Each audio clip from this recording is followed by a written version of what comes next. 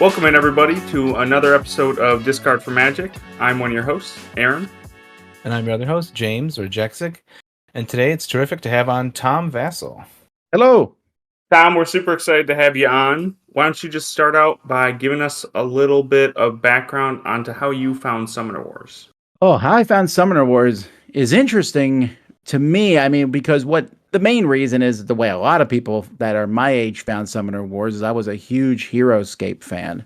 I played Heroescape. I remember the first time I got Heroescape and my wife said, "Are you getting back into miniature games?" I was like, "No, it's not really a miniature game. It's just one box and a whole lot of packs that are expensive." So I went to Heroescapers.com because that was the website about it. That was run by Colby Dock. Then I remember he made a post that said, "Hey, I'm making a kind of sort of a card version of Heroescape." And I was like, well, that sounds interesting. So he sent it to me, and I remember being a little like, meh.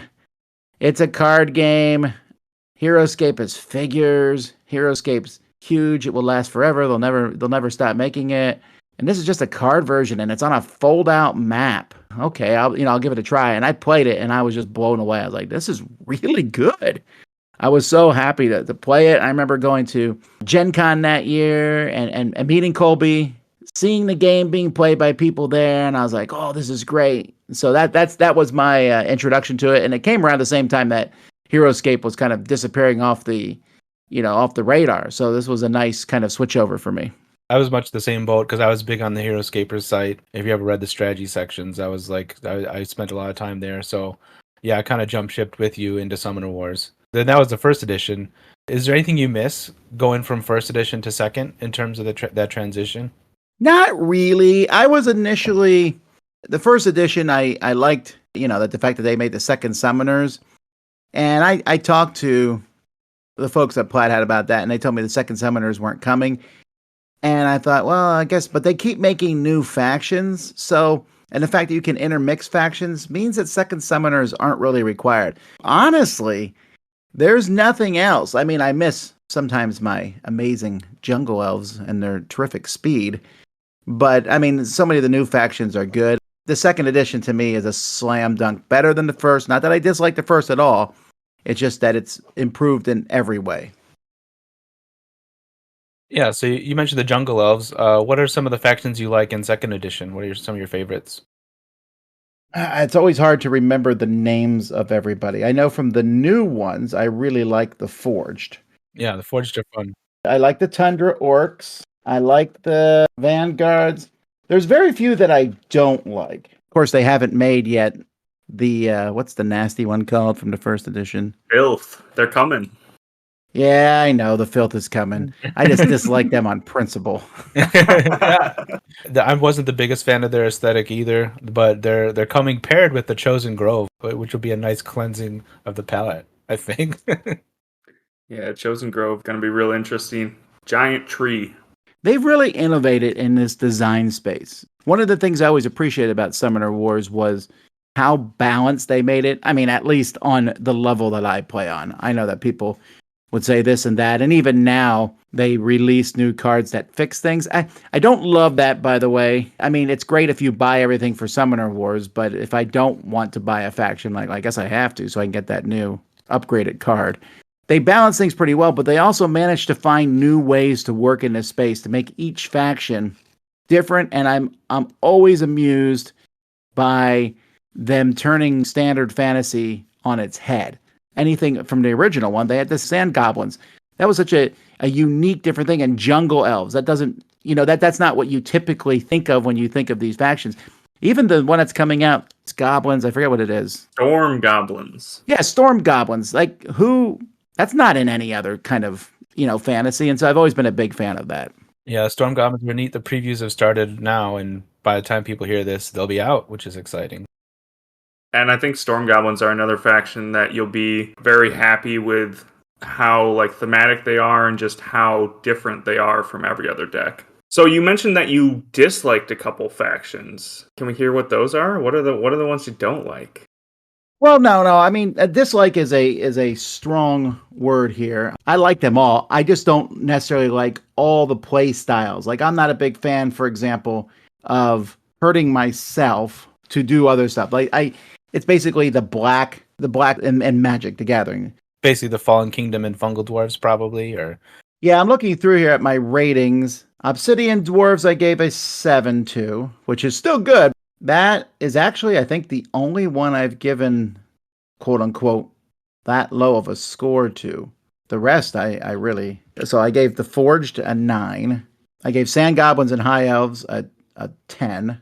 I gave Eternal Council a 9. Fungal Dwarves a 9. So those would be my favorites, I guess, from the new stuff. Nice. yeah, the High Elves are very interesting, and they kind of like remind me of Heroescape with all the auras, like playing with Raylan and things like that.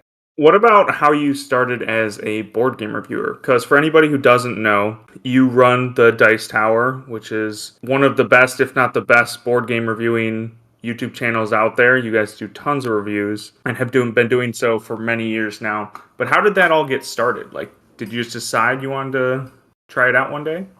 No, and I think that actually is if you look at how things start in general, most of the time people don't start with grandiose plans. Sometimes they do, but very rarely they do. I just started reviewing games because I liked them. I played a few games, thought I would tell people about them, started typing reviews out, and kept going, and it just kept morphing and morphing.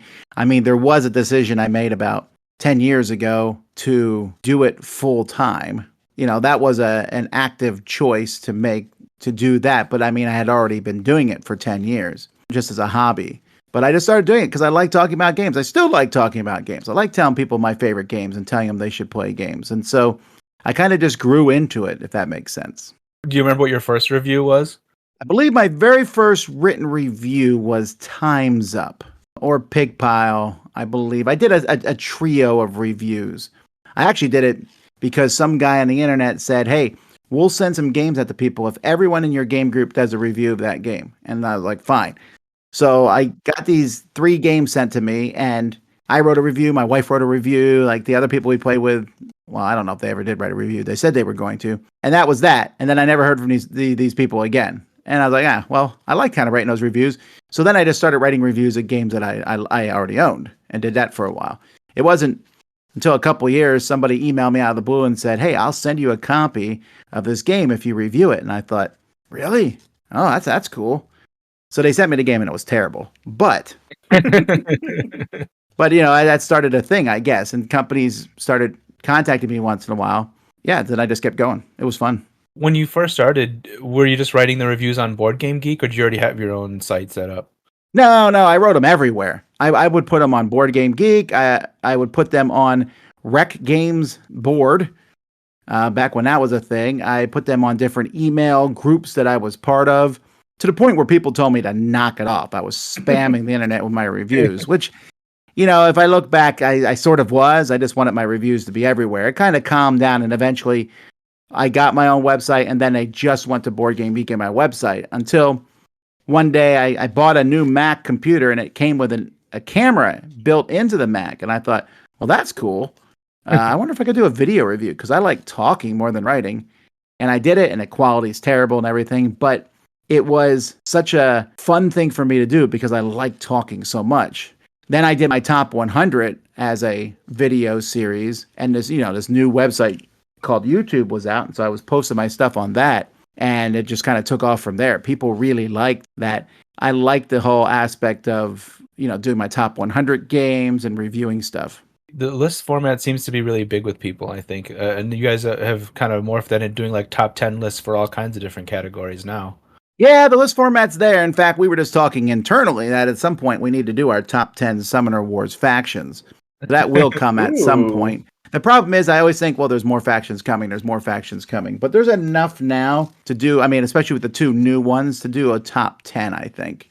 Of course, then all the Summoner Wars fans, including people listening to this show, will tell me how very wrong I am. The thing about Summoner Wars is there's 2 ways you can look at it. It's like, are these the top 10 most fun, or are they the top 10 most powerful, It's always, for me, most fun. I really don't care about most powerful. I'm kind of in the same boat. Aaron just cares about what's most powerful. Okay. I care about both. But I think people will give you less of a hard time if it's like top 10 most fun, because people don't get as... If you throw out like a tier list, like this is like the best faction, then people get a little more upset about things. No, I look forward to that.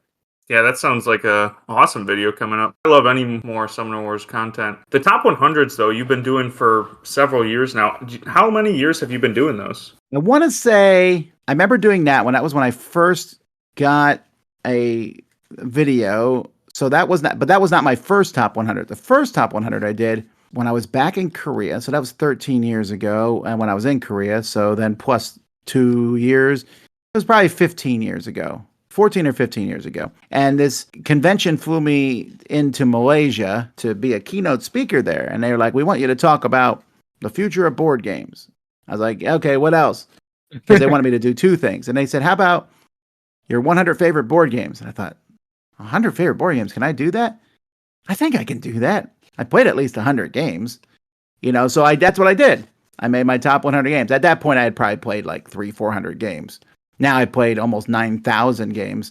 So my top 100 has definitely aged over years. In fact, I don't even know why I am telling you I'm not sure when these came out, because I actually keep track of all my top 100 stuff. I can look that up on my computer and figure it out, because I keep a record of all the top 100s that I've had over the years. What's the most frequent number one? Was it Cosmic Encounter?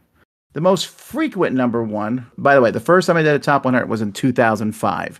Oh, wow. So I'm lying. It's almost 20 years since I've been doing it.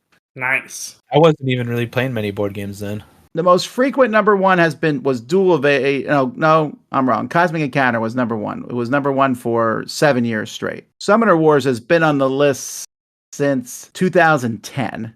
It debuted at 22. And 2 years it was as high as number 2. Now, this past year, it was number 5. That's still pretty high. I still really like the game.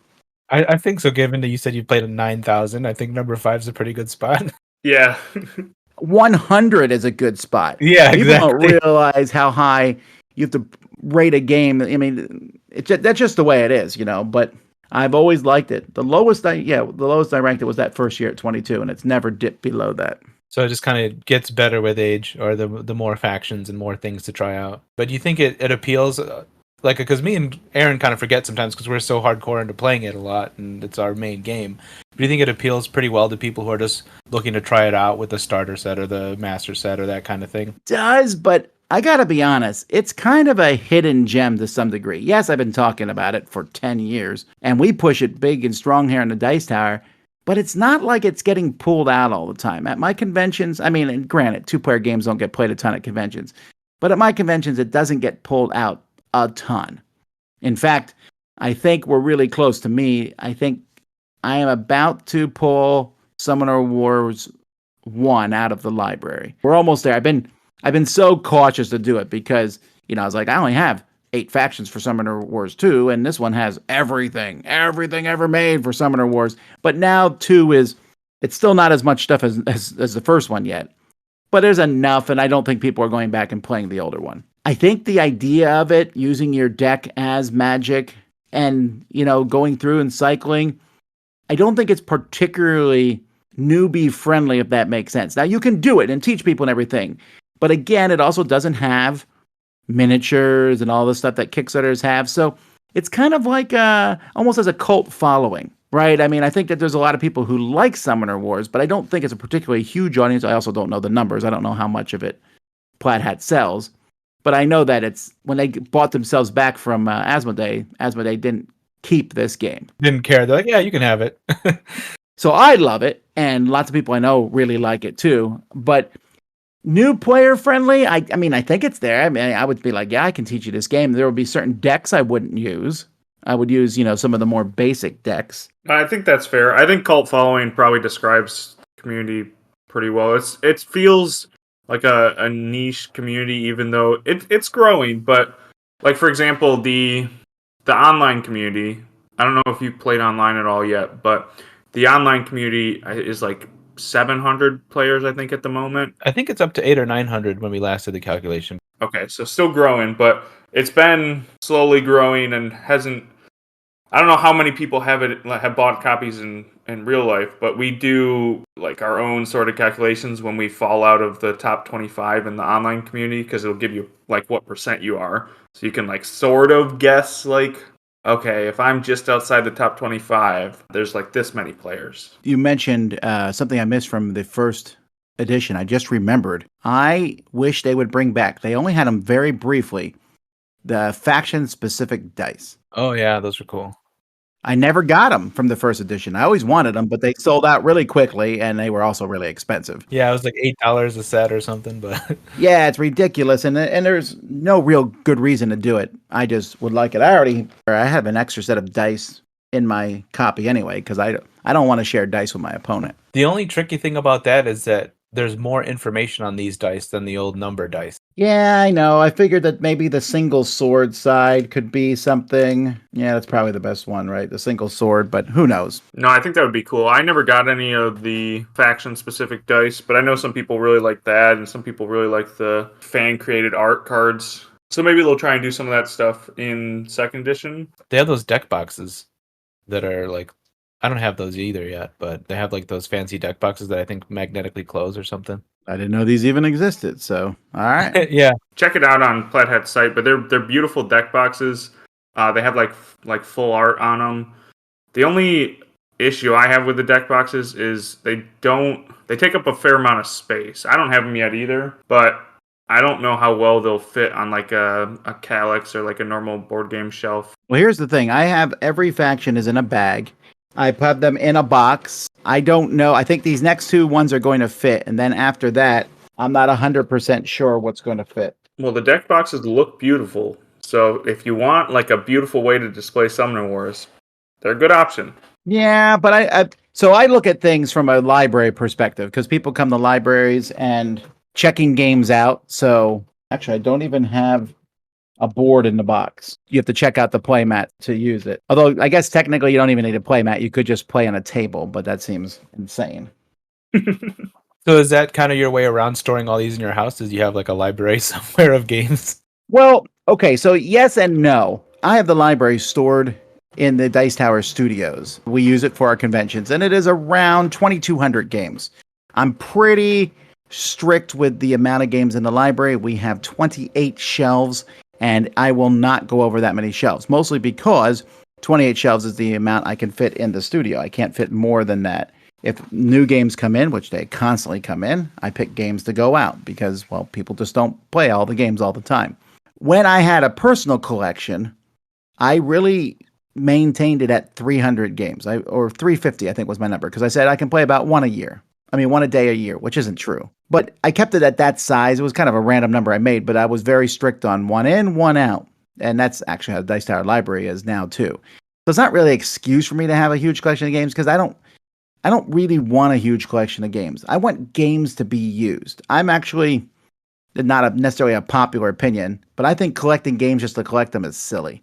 I've always thought that. Just to be clear, I think that about almost anything. I think just collecting stuff that just sits on your shelf means nothing. Like if you collect board games, but you never crack the shrink and you never play them, then I could put bricks in them and you wouldn't know. It's just a box. You're collecting game boxes. You're not collecting games. So I want a library that is used. That's why I have it for the Dice Tower conventions. I want people to play these games. I want them to enjoy them and have a great time with them. Sorry to all the collectors who are listening who are sad now. I mean, like our subset is just people who are playing one game a lot, largely. Or some people just happen to listen. So I'm hoping they're not going to be hurt by that. See, I think that is great. You know, playing one game a lot. I mean, I play lots and lots of games, and I get it. And there's people like me, and that's fine. But I am, almost a little jealous of people who play the same game all the time, the lifestyle game. I did it for a while myself, although even in some lifestyle games, you're still collecting all the time.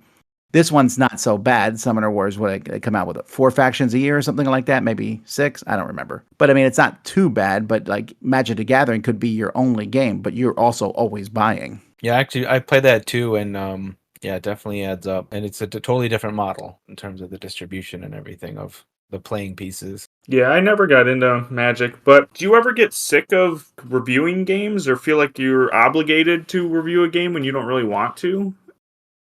I actually made a video on that very subject this week. It's called wow. Why I Still Love Board Games. Yes, really. Because that's a question people ask all the time. And the answer is, I mean, sometimes I'll play a game and be like, yeah, I wouldn't have played that if I wasn't going to review it. Well, maybe. Because I love the exploration of new games. I really do. I mean, reviewing can get tiresome sometimes because reviewing is work. As much as I love to tell people about games, doing the overview, setting things up, doing the editing, there's a lot of stuff that goes into it that is just sheer work. But the actual playing of all the games and stuff, I love it. I love exploring new games. Yeah, I play a lot of bad games. I like to claim that I play more bad games than almost anyone else on Earth. Probably true. But I also find hidden gems. I find really cool things. The height of discovery is way worse than the lows of another one of these games. Who do you usually end up playing games with? Is it a mix of like at home or like with other Dice Tower staff or just people that are coming to the place? Have you walked across my path? We're going to play a game. But that means I play games with my family. I play games with the Dice Tower studio. I go to game meetups here. I love playing games. So I'll play them with whoever crosses my path. Now, you want to ask about Summoner Wars specifically? I mostly play that here in studio with Joey or Roy. Mostly Roy. Z's said good things about it too. Do you ever play with him or is he? I have played with him. So here's the thing. For most games at this point, so many games come out a year. I don't know if you guys noticed, but the official number is 400 trillion, quadrillion, kabillion games come out every month. That's the official one. But with that many games coming out, there's just so many that come out. The chance of me delving deep into any game is minuscule. So most games have stuff come out, and I'm like, I can't keep up with this. A good example would be Plaid Hat's other game, Ashes, right? New stuff for Ashes comes out, and I'm like, I just can't keep up. Most games I can't keep up with. So it's a real sign when I do keep up with something. So Summoner Wars is one I do keep up with. On the other hand, Z, while he likes the game a lot, he's keeping up with other stuff. So he's not necessarily keeping up with Summoner Wars. Still likes it, but I'm the one who's trying out all the new stuff. And it seems like Roy is too. So this board game collection library that you have, is it just primarily for, I know you guys bring it to conventions, but do you guys ever open it up to like the public in the area, or is it just for conventions? Not really. I mean, it's mostly just for conventions. Like if someone comes to my house or comes to the studio to play games, I've had people borrow games before, although I always write them down or take a picture of them with the game.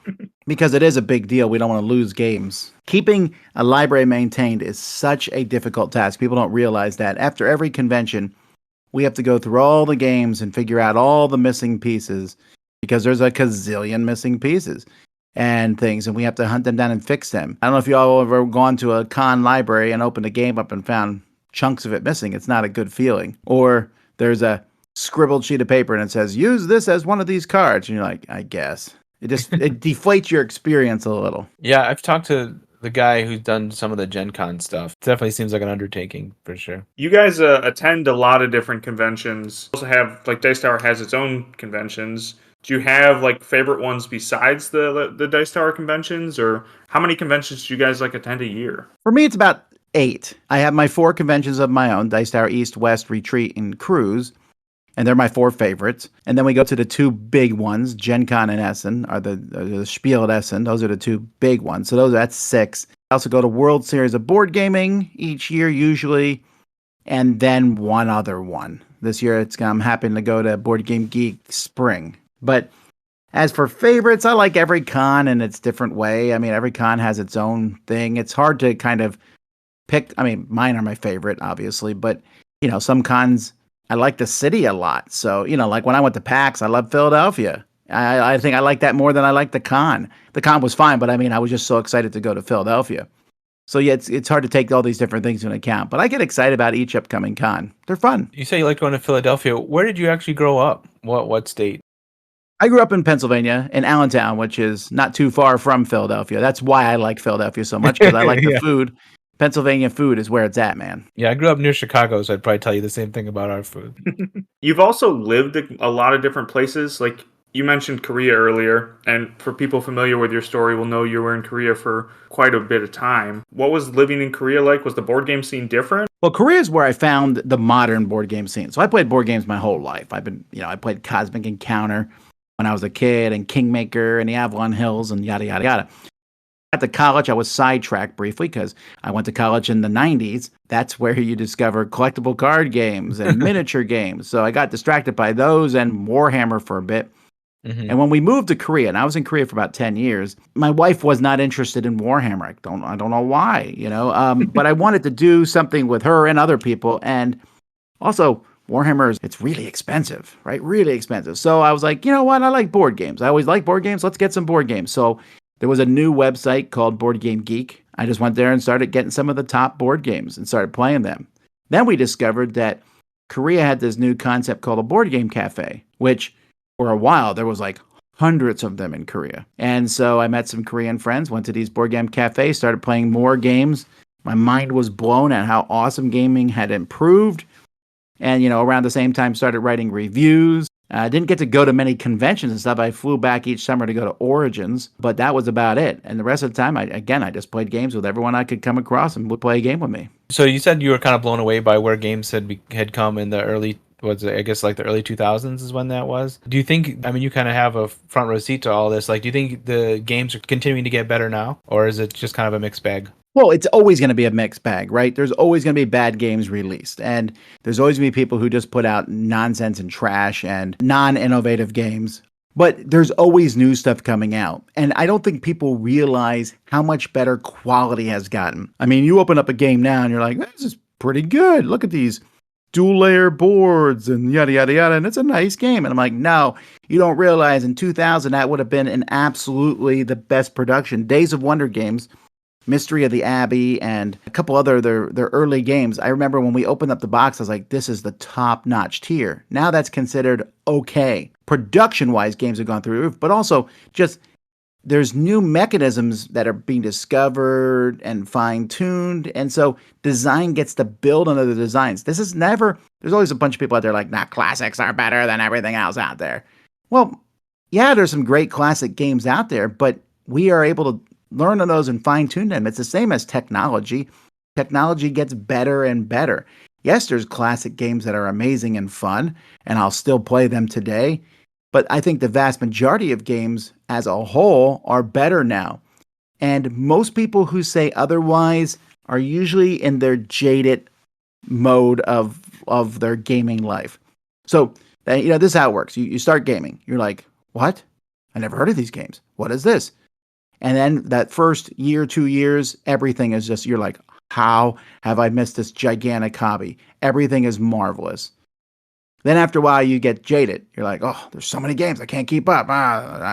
And then about 5-6 years later, you're like, they don't make games like they used to. I'm like, you mean 5 years ago?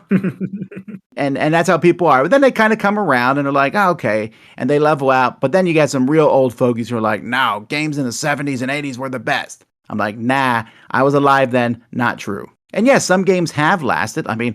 I can do a top 10 list of games from each year. Like I'm working on right now. I have a running list of my best games from 2024. Don't ask, I won't tell you. I'm already up to, I think, 60 games played in 2024, right? Something like that. And so I have my favorite games and I just keep track of that. I can do that all the way back to, I think, 97 or 6. And then it's like every 2 years. And then it's every decade. There just wasn't that many good games. And even the games that came out, let's say Cosmic Encounter, which came out in 77, 46 years ago. And it's an excellent game, but they also revised it tremendously in 2008. And that's the copy we play. Yeah, I think gaming's just come like such a long way in the past couple decades. And early 2000s, I think, is when it just started taking off. And I think it became more of a mainstream thing, and also the game design just really developed a lot in the past couple decades. Yeah, and it has. But again, whenever I say it, people are like, no, old games are great. I'm not saying they're not great. No one is disputing El Grande and Puerto Rico, even though those games aren't particularly old. They're 25 years old. But if you go from 1940 to 1990, there's not that many games that are amazing. There just isn't. But that's okay. We're getting better. Yeah, people bring up stuff like Space Hulk or whatever. And yeah, but those games had a lot of problem. And also, if these games are so great, then they should still be pretty popular today, and they just aren't. I always like it when someone in my board game group will have a game, one of those older games that I know is clearly influential, and get a chance to play it. You know, like one of them is like Civilization. I played Advanced Civilization a few times. It's like a once a year game for me. It's hard to get the time to play it, but it's just kind of like, it's neat to look at that and then see like, oh, I can see where Catan and Small World and some of these other games kind of developed from, you know, or like got inspired, I'm sure. Yeah, I kind of look at it, to me, sometimes even movies are similar. Like, I was just rewatching with my kids Jurassic Park. So that came out in 95. That's a great movie. Does it hold up today? 100% holds up today. But I can see a little bit of the green screen now. You know, I couldn't see it, you know, back then, but you can see it now. You know, you can see some of this stuff doesn't hold up as well. And that's a movie that was like way, way ahead of its time. And again, old movies are great. But when I watch the action sequences in a 1950s movie, I'm like, heh, heh, heh, heh. You know, it just, because we've improved with the technological skills of filming. Yeah, I think that's very true. Okay, sort of off-topic question here for you. You mentioned Origins a little bit. I want to know, if you have one, what's your favorite vendor that you've ever eaten from in the North Market? It was the deli there, Heilman's Deli, but it's gone. Heilman's Deli, when I first went in, last time I was at Origins, Jenny's Ice Cream had taken that spot, but it was right when you came in the door. The main door was to your left. I went in there, and there was this old New Yorkish type guy running the deli, and he was like, "What do you want?" And they had this huge sandwich, you know, that was like lacquered on the counter, you know, as a display piece. And I said, "That's what I want." And so he laughed and said they don't actually make them that big, but he would make me a sandwich to remember, and he did. And I said, "This sandwich is amazing." So I went back the next day and bought another one. I got one every day I was there. And then the next year I did the same thing. And he remembered me, and I got his address, and I actually sent him some postcards from Korea. Pretty soon, I was no longer buying the sandwiches. I would just walk up, and he handed me a free sandwich. Really, really nice of him. He retired a few years, well, I guess it was like 6 or 7 years after I started doing this. And then the deli kind of went away, but that was my favorite place. Of the current places, I don't remember I mean, it's been probably 5 years since I've been to Origins, but other than Jenny's Ice Cream, which is the greatest ice cream on earth, but no longer is just Origins. I mean, Columbus, you can get Jenny's Ice Cream all over the place now. The chicken place there is pretty amazing. Yeah, Chicken Takeover is real good. I've been to Origins a couple times, and for anybody who's been to Origins and hasn't been to North Market, I don't know how you did that, but North Market is one of the best places to eat. It's a market that's just like a block up from the convention center. It really is. Yeah, there's tons and tons of different like vendors in there, from pretzel places to like delis to there's like a Polish place to ice cream to like all sorts of chicken and pasta and Belgium waffles, and it's an amazing place. When I was there, I ate at all those places just to check them out for you all, and they're good.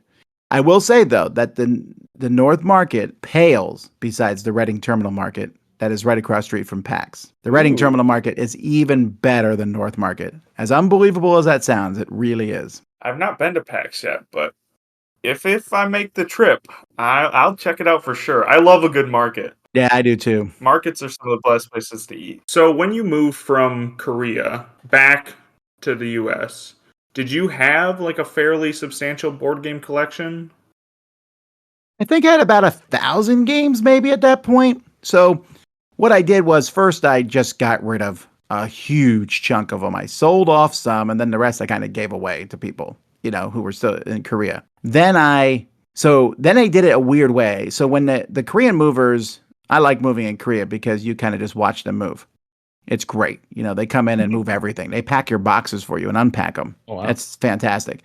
So I had my games ready to go, and I was like, I wonder how they're going to pack them. What they did was they packaged up the bookcases. They just boxed the bookcases and then put them on the truck. And I was like, oh, okay. That's one way to do it. The American movers were very displeased by this, you know, when they showed up, because there's these gigantic, heavy boxes. They're like, what is in these things? I was like, games. And it didn't help that to prepare for the move, I took board games and put them inside board games and inside board games, you know, because I was trying to conserve space. Because when you move overseas, it's not necessarily weight sometimes as much as it is just space. Can you fit it in a container? And so that's what I did. And it was like 4 years after I moved to America, I opened up a game and I was like, That's where that game is. It's like a little time capsule. So Korean movers do things differently than American movers. Yeah, well, I mean, things are different countries. I liked it over there, though. It was great. Just service in general was amazing in Korea. Like, if you ordered from a local restaurant, they would bring you the food and it would be on like these plastic dishes, like actual dishes and stuff. And then you would eat it and then you just leave those dishes outside your door and they'd come back and grab them. That's just not a thing that happens in America. Were you in the capital? Were you in Seoul or somewhere else? We were in a city called Uijeongbu, which is about an hour north of Seoul. It's on by subway. So we were on the subway line. So sort of part of Seoul, but then again, a good chunk of South Korea is part of Seoul. It's 30 million people in that greater metropolitan area. Massive. Did you have a favorite food that you experienced in Korea?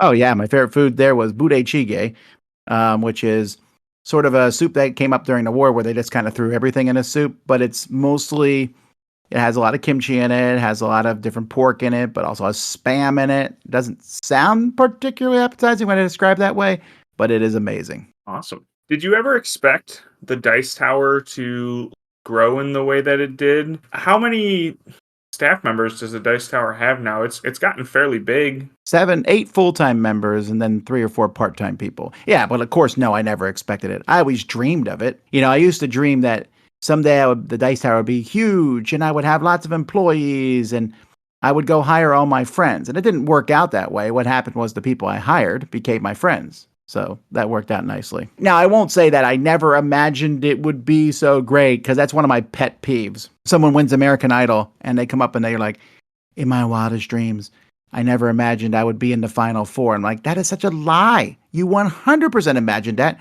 or you wouldn't have entered the competition. You definitely dreamed you would be up there, but people just say that nonsense. But, I mean, I didn't expect to be where I was at this point in time. I never realistically thought it would be possible. It was just more like a dream. Especially like you said, it started off kind of small and you were just, like you said, sort of spamming these boards and email chains and stuff like that. And then it kind of just kept growing over time. What are your goals for it now? It's really big now, but do you have like aspirational things for the Dice Tower now? I just want to keep things going. I have, specific goals in mind. I don't necessarily share them publicly. Like, this is what I like to do. Yeah. This is where I like to go from this point on. But I like to continue growing. I like our cons to do well. I love that people come to our conventions. I think we have I bill our conventions as the friendliest conventions on earth, and I mean that. Dice Tower East, in Orlando, Dice Tower West in Vegas. The cruise is an amazing experience, and I want to keep pushing those. I think they're super fun. Yeah, it makes sense. I'm up in Illinois. What's the closest one to me? You live in Illinois? The closest one, I don't know. Orlando or Vegas, whichever one's closer. Yeah, those are both kind of far. But they're not that far, because there's cheap flights to both of them. Both of them deliberately have inexpensive airports because they're trying to get people to come to the tourist traps in both. Yeah, makes sense. One of your most popular videos or like video types has been always the board game breakfast. How did you come up with that idea? Well, I stole it from my own show, the Dice Tower podcast, which is the first thing I started. Was just me and my friend Joe Stedman. We just kind of riffed and talked about board games. We started the top 10, which was popular. And then when we got to episode 50, Joe left Korea. And so I was going to do it with Sam. And I said, I'm going to change the whole aspect of the show. Why don't we make it like the shows that they have on TV? They have different news shows and they have contributors to those shows. Let's do that. And it worked well in the audio form. So I thought, I wonder if that would work in video. Because for a while, I was doing the news, the board game news. But then I thought I should add some more segments. So I started adding more segments. And I thought, what if I got in segments from other people? And that's where the idea for Board Game Breakfast came. I needed a name for it. Someone suggested Board Game Breakfast, and I was like, I like it. Let's stick with that. Actually, incidentally, this upcoming week, Board Game Breakfast 500 is being posted. Oh, wow. A lot of breakfast. Favorite type of review that you've done? Or video type? Do you like doing the normal game reviews the most, or top 10s, top 100s, or the board game breakfasts? Top 10s are my favorite thing to do. I just love sitting there and talking about games and arguing with people about games. I just love that. I love talking about games. And I'm on this channel. This is Summoner Wars specific. I wouldn't even be in the top 1,000 Summoner Wars players in the world for sure, right? With my knowledge. I'm just not. I don't have a lot of knowledge on any one specific game, but I know more about games than most people do, so I can pull from little bits of knowledge. I'm an omni gamer, and so I like doing that. I like comparing games and talking about games. Any top 10 lists coming up that you're excited about? Dice Tower East, we're going to do our top 10 disappointments. So I'm looking forward to doing that. I get some hate on that one. And soon we're going to do, I don't know when, I got to figure out when we'll fit in the schedule. We'll do our top 10 adventure games. So we did our top 10 dungeon crawls recently, but these will be specifically not dungeon crawls, like other adventure games. I mean, like you said, you've got a lot of knowledge. I'm just thinking. I'm trying to come up with 10 adventure games that I've played. So Yeah, I don't know if I have 10 adventure games either. But with Summoner Wars, have you played online at much? Basically, most of my playing of Summoner Wars is when new factions come out. I test them out and play them. Occasionally, I'll play it because I'm teaching someone new the game or what have you. I have not played online yet. I just haven't got around to doing it. I tend to not enjoy playing games online that much, mostly because I get my tail kicked between my legs and I'm not having a fun conversation with the person at the same time. That's why I like gaming in person, because I like gaming. I know Z did it live here on the Dice Tower a few times, but I haven't yet. yeah, I think he was doing the sagas, which is like the single player campaign. I might do that at some point. I just haven't got around to it. But yeah, like you said, it's mostly the interaction with people that you like the best. So playing online wouldn't be as enjoyable. What about deck construction? Do you guys ever do any deck building when you're playing in person? Interesting, because Roy's not interested in deck construction much at all. I always am. I haven't played with any deck construction decks, but I mess with them. And honestly, I look at them at the beginning. So deck construction for Summoner Wars has been a very slow but rolling ball, right? When it first came out, you could barely do it. Right. There was, I think, for each faction, there was one faction that you could put some cards in.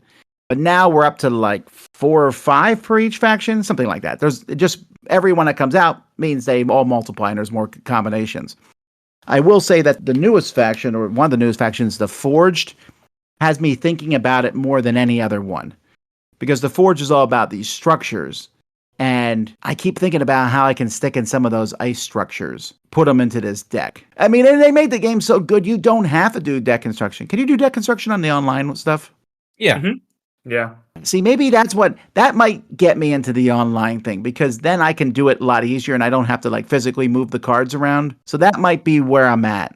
Yeah, you could always just make some decks on there and just save them and then look at them when you need to build a deck that you want or something. Or you could even have the same cards in multiple decks on the online and not have to worry about where your slingers are or whatever, or your parapets, like you were saying. You want to put some ice structures into the Forge. You could have it in your Polar Dwarfs deck and the Forge deck at the same time and not worry about it.